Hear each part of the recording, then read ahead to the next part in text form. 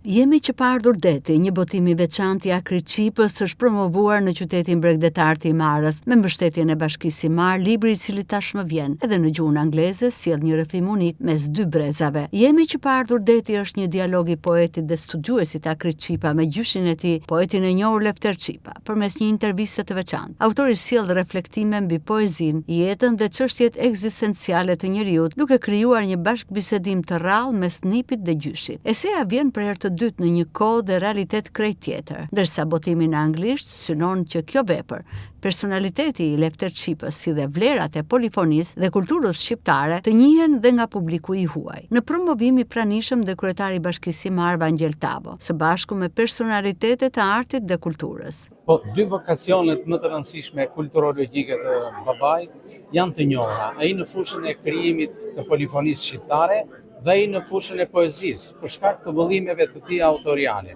Ky është një libër atipik, sepse ky sjell një pjesë të refleksionit filozofik të tij. Aty ka sentenca që lidhen për konceptin që ka ai për fen, për besimin, për kombin, për identitetin, për shoqërinë, për familjen. Janë koncepte të cilat në mënyrën se si ka interpretuar në shpjegimin përmes pyetjeve të intervistuesit është një material shkrimor unik, nuk e konsideroj një gjë të zakonshme.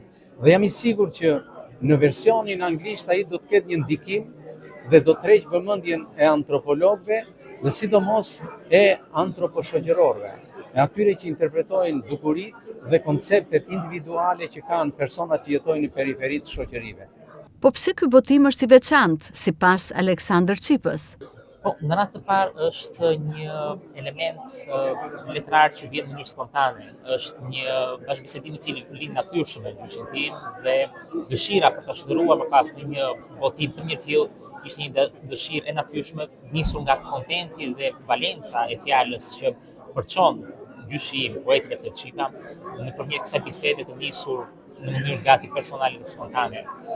Dëshira për ta kaluar më pas në një botim dhe një vëllim të veçishëm lind për dy elemente kryesore. Në radhë parë për shkak të vlerave që përpiqet të përcjell Lefter Çipa dhe që mendoi se vlen të tejkalojnë një bisedë thjesht personale ndërmjet një nipi dhe një gjyshi, për shkak se prek në lëmin e saj një element shumë të rëndësishëm, polifoninë, prek një element shumë të rëndësishëm, vendlindjen, marrëdhënie me vendlindjen, marrëdhënie me kombin, marrëdhënien me në fund të ditës me fjalën letrare dhe fjalën poetike, dhe megjithatë me estetikën e vet jetës njerëzore dhe të dëshirës për të përçuar atë dhe për ta tejkaluar atë përtej brezave. Në këtë rast specifik vjen dhe një botim në anglisht që mendoj se vlen edhe për një audiencë ndërkombëtare dhe besoj se kjo është një risi e madhe e këtij botimi të dytë, botimi në anglisht tashmë, i cili krijon mundësi dhe për një lexues të huaj për të njohur me polifoninë shqiptare, për të njohur me Lefter Çipën sigurisht po mbi gjitha me letërsinë shqiptare dhe me atë që është një vlerë dhe një credo e vazhdueshme e gjithë elementit të shoqërisë sonë.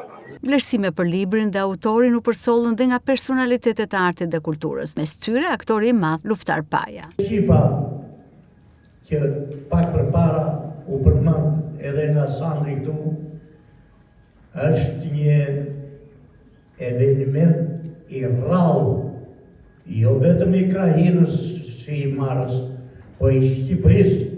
U tha këtu që Neçomuka në vitet 30 ka bërë namin, po mos harroni se pas Neçomukës ka bërë namin dhe Lefter Çipa.